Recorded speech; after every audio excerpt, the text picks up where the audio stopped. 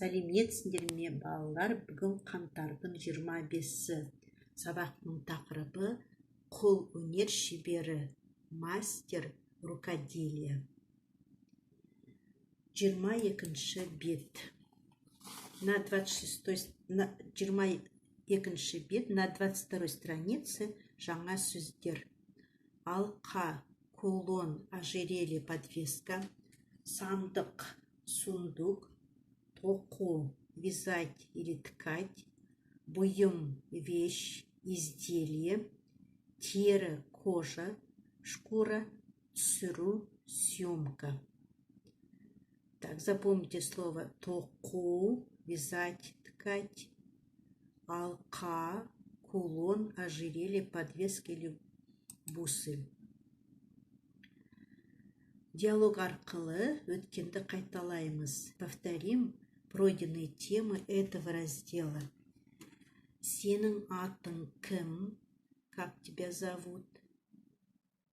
Мысалы, например, менің атым Регина. Сен нешінші сыныпта оқисың? Ты учишься в каком классе? Мен 3-ші сыныпта оқимын. Сен неше жастасың? Сколько тебе лет? Мен 9 жастамын. Мен 8 жастамын. Сен қандай үйірмеге қатысасың? Ты участвуешь в каком кружке? Мен ән үйірмесіне қатысамын. Мен би үйірмесіне қатысамын. Мен күрес үйірмесіне қатысамын. Сенің отбасың қандай? Вы должны ответить в первом лице. Менің отбасым өнерлі. Сенің атаң қандай адам? Менің атам белгілі зергер. Известный ювелир. Ол неден сырға жасайды? Он из чего делает серьги?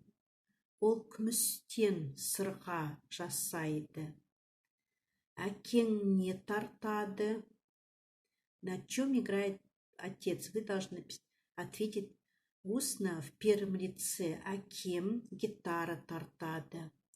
Сенің іңнің нені жақсы көреді? Твой младший брат что любит?